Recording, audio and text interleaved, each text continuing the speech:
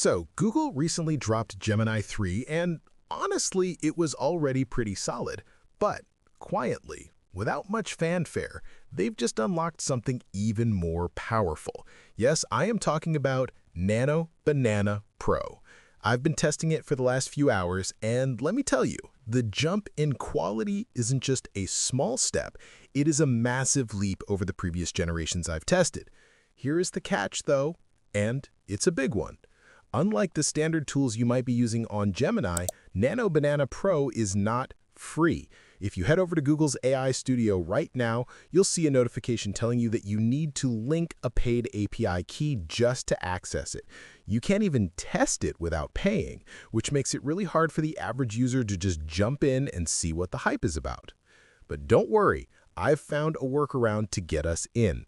I'm going to show you exactly what this model is capable of, test its limits, and see if it's actually worth your money.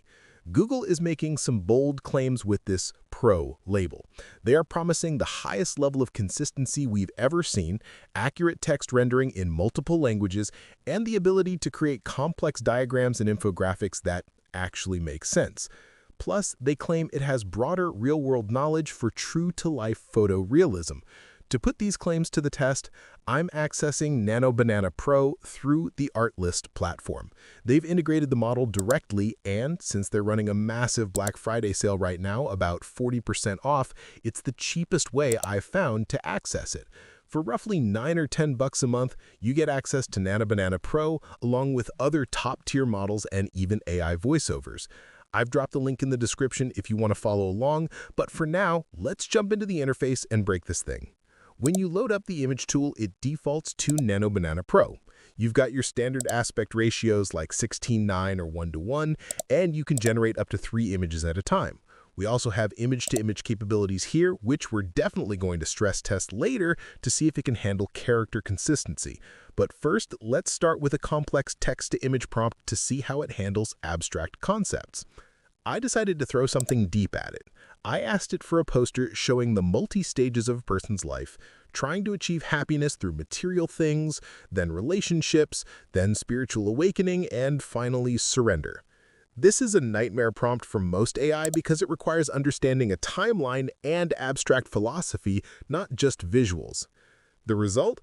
Honestly, it's stunning. It actually understood the assignment. It divided the poster into 4 distinct visual steps. You have the childhood phase surrounded by toys and computers, labeled acquiring things.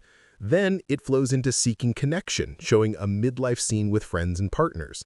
Then awakening, featuring a yoga pose, and finally surrender, showing an elderly figure flowing with life. The fact that it maintained a consistent art style while telling a chronological story is something very few models can do right now. Next, let's talk about education and diagrams. This is where Google says Nano Banana Pro shines. I gave it a prompt for a hand-drawn whiteboard lecture about biochemistry. I wanted sketch-style protein molecules, graphs, flowcharts, and written notes in different marker colors. Looking at the output, it feels incredibly authentic. It looks exactly like a professor's whiteboard after a heavy lecture. It used red, blue, and black markers to differentiate points. But look closer at the text. It correctly spelled amino acids, peptide bonds, enzyme kinetics, and DNA. Usually AI gives you gibberish scribbles for handwriting, but this is legible and actually accurate to the subject matter. I wanted to push this illustrative style further, so I tried a cute kawaii biology illustration of 2 immune cells interacting. I asked for a flat, vector style with pastel colors. The generation is super clean. It created a blue cell and a purple cell, gave them happy faces, and actually connected them via receptors just like I asked. It labeled them immune cell A and immune cell B. If you're a teacher or a content creator making educational material, this specific capability is a game changer. Now let's ramp up the complexity. I asked for a sketchbook-style infographic about psychology and evolution. I wanted a caveman, a boy on a rocket-powered bicycle, and a brain cross-section all on textured paper. This is a chaotic mix of elements. The result is fascinating. On the left, you have the caveman representing that primal fight-or-flight survival instinct. Then it transitions to the evolving mind with complex formulas, and the modern boy on the rocket bike representing how we adapt to a fast-paced world. The text, psychology and evolution, is rendered perfectly at the top. It didn't just paste images together, it blended them into a cohesive sketchbook aesthetic. I'm looking for glitches in the text or weird artifacts, but it's incredibly clean. Now let's move to image-to-image editing. This feature is crucial for restoration. I uploaded an old, damaged black and white photo and simply asked it to restore and colorize, remove scratches. The server load is high right now, so it took a minute, but the result is better than almost any dedicated restoration tool I've used recently. It didn't just wash over the image, it added realistic skin tones and removed the damage without making the faces look waxy or artificial. Okay, it's time for the ultimate stress test. I uploaded a reference image containing 8 different superheroes: Superman, Spider-Man, the whole crew. I gave it a massive prompt in the same image, a blockbuster action movie poster titled AI Quest, group of heroes posing dynamically, stormy crowds, glowing artifacts, high contrast, teal and orange grading with 3D metallic text. Handling 8 distinct characters while adding 3D text is usually where AI falls apart. But look at this. It actually pulled it off. It generated the AI Quest title in a massive silver 3D font that looks professionally rendered. It grouped the characters effectively. Sure, if you pixel peep, you might see a duplicate Superman or a slightly wonky limb, which is expected with this many subjects. But as a composition, it screams IMAX movie poster. The lighting and the atmosphere are spot on. I also tried a different variation of this poster, and it placed the logo in the background behind the characters, which is a very complex layering technique. It even added the small credit text at the bottom to make it look authentic. For a thumbnail or a concept mockup, this is incredible quality. Now I want to show you a test that literally every other model has failed, the back view logic test. I gave it a photo of a woman facing the camera and asked it to generate the view from behind her. I've tried this with QN, Flux Context, and Cedron 4, and they all get confused.